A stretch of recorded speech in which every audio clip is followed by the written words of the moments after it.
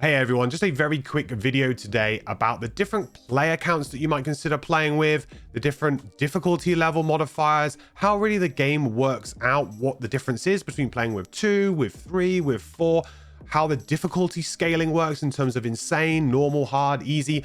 These things might not be completely obvious if you're a brand new player, so today I'm going to explain them hopefully for you so you can understand exactly what the best setup might be for you when you're just starting out your campaign, or how the game is really working these things out in the background so that you can kind of understand how the game is really processing this and what the differences really are.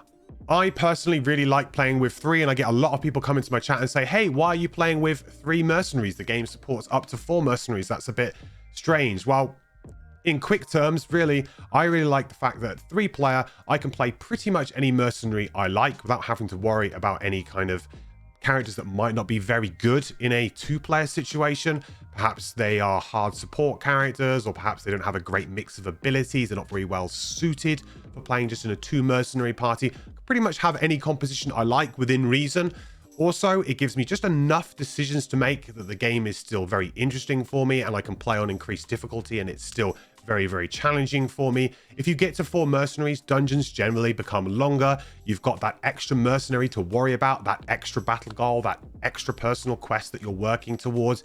It can really bog you down as a player, and I like to try and make decent progress as I go. I like to try and complete a dungeon within about 40 minutes to an hour on stream, which, you know, if you're playing without streaming, I'm sure you can do them much quicker if you like. But for me, that's a really nice sweet spot. And many other experienced players and other experienced players who stream also like to play with 3. It's just a really good sweet spot as a solo player in terms of difficulty, number of enemies to deal with, and the mercenary options that are available to you. This does not mean that playing 4 mercenaries isn't possible as a solo player at all, not at all.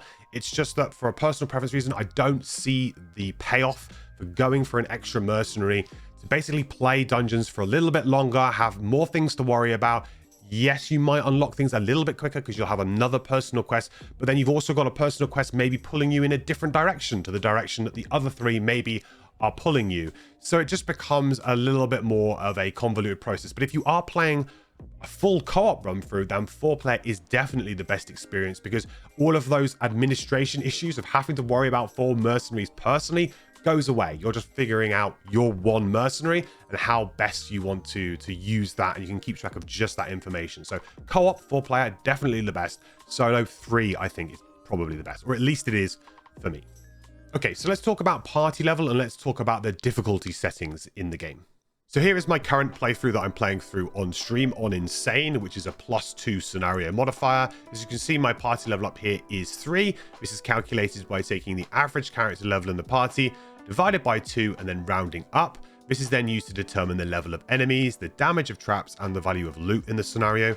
I will put up on screen now a little chart for you to look at. This is ripped straight from the board game. This is to do with the kind of scenario level that you want to play with. So this is how the difficulty of the game also works. So think of it this way: the party level is your baseline level. This does not include any difficulty modifiers that you may be playing with. So if we go over to the difficulty screen, you can see here that I'm on Insane. That gives me +2 scenario level modifier. So essentially, when I go into a scenario, the game is actually marking it up as if I'm a party level 5 when I get into the scenario. However, my party level baseline is always going to be 3.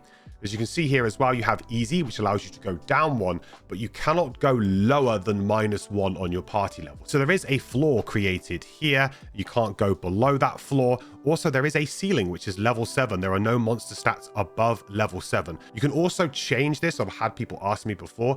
You can change this, as you can see, in between scenarios if you really want to. So if you find that a scenario is particularly difficult, you can abandon it. You can then change the difficulty in the world map screen, then jump back into the scenario. You are unable to change the difficulty mid-scenario, but that's pretty obvious because that is to do with the amount of health that the enemies have, the attack damages, their stats, how much gold's in the scenario, what the traps do. So it does really require you to reload a scenario in order to change that.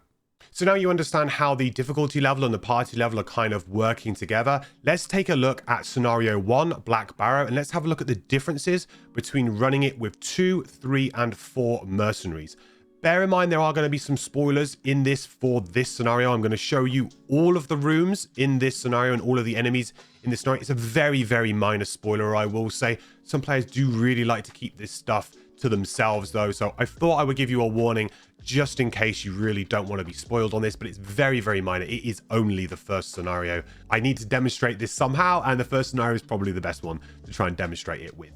So this is what room 1 of Black Barrow looks like when you've only got 2 mercenaries. As you can see, you've got an elite bandit guard at the front here and 2 bandit guards at the side. For 2 mercenaries, 3 enemies, it's pretty standard, pretty easy for you to do. So you can see if you're playing at 2 players, certain things might not be quite as good. When you start looking at very large AoE based attacks like Dirt Tornado, these things start to trail off. You've only got a maximum amount of 3 targets, which may mean that the value of these kinds of abilities starts to drop off. Doesn't mean that they're all necessarily going to be bad, but it just means that some of these kind of signature AoE abilities that some characters have can sometimes start to just be less useful when you're playing at 2-player.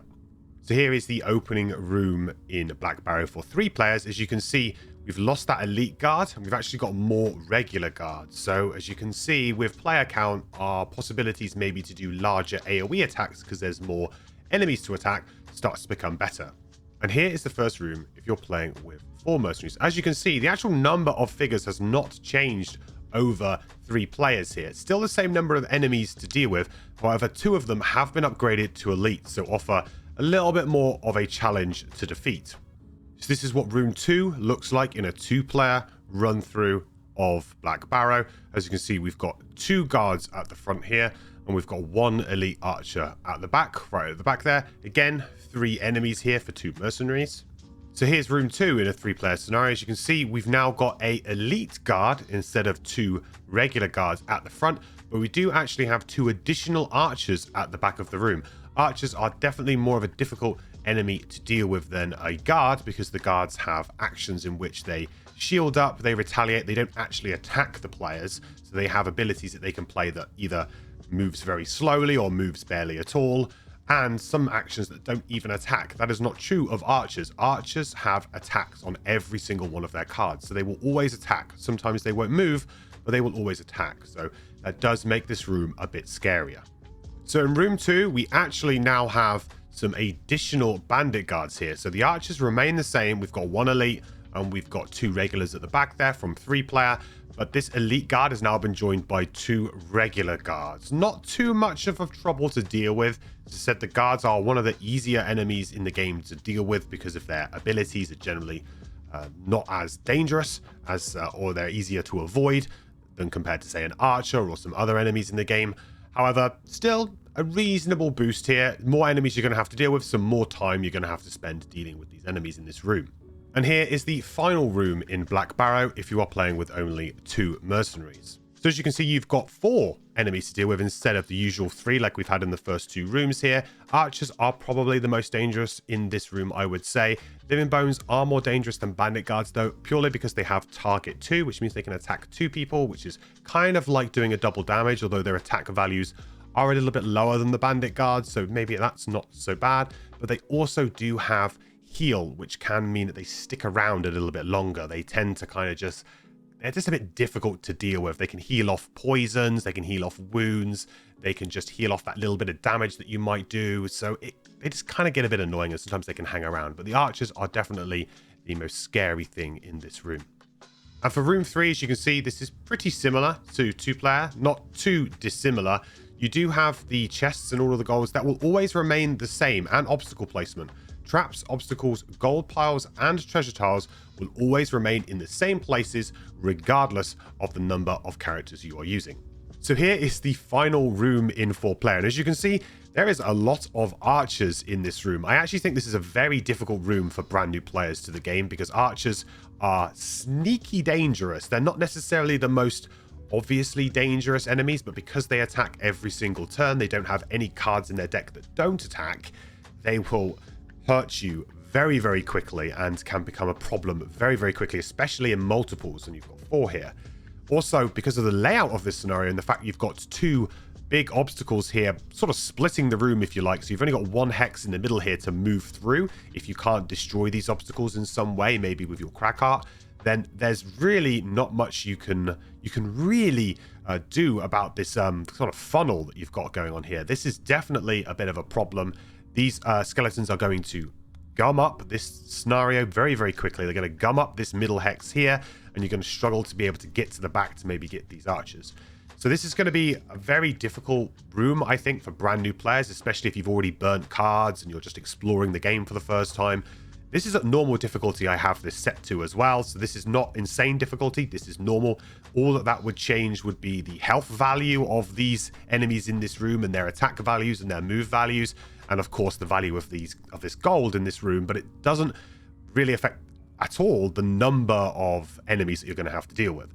So this is actually a really difficult room, I think, and one people are going to probably struggle with at 4-player. And yeah, this will hopefully give you a general idea, and I won't show you any more scenarios. I just wanted to show you the first one because I don't want to spoil future scenarios for anyone. This will hopefully give you a good general idea as to what the kind of scaling is like in the game in terms of if you're playing with 2, 3, and 4, and the different kind of ways that the game kind of mixes that up with elites, regulars, and just more enemies or less enemies. Okay, hopefully you found that information useful. Just a nice short and sweet video again for you today, just to answer a few questions that I get on stream. I'll probably do a few more of these if these questions keep rolling in and people keep asking me them. Then if they think it's a good idea to do a video to just summarize it so that we can just send it to people if they pop in and they really want to know the answer, then they've got the answer. So hopefully you enjoyed the video. If you do, toss it a like and subscribe. I really appreciate it if you do. It helps me out so much. Or come over to twitch.tv/mandatoryquest, where I might even be streaming right now as this video goes live. So come hang out, and if you've got any questions, you can always ask me live. But if not, I will catch you in the next one. Bye. I think still, yeah. Oh, that's the blessing from Cameron. Yeah. That's the blessing from. Isaac, at this point, can we get your approval to add an additional attack modifier deck for allies in the digital version?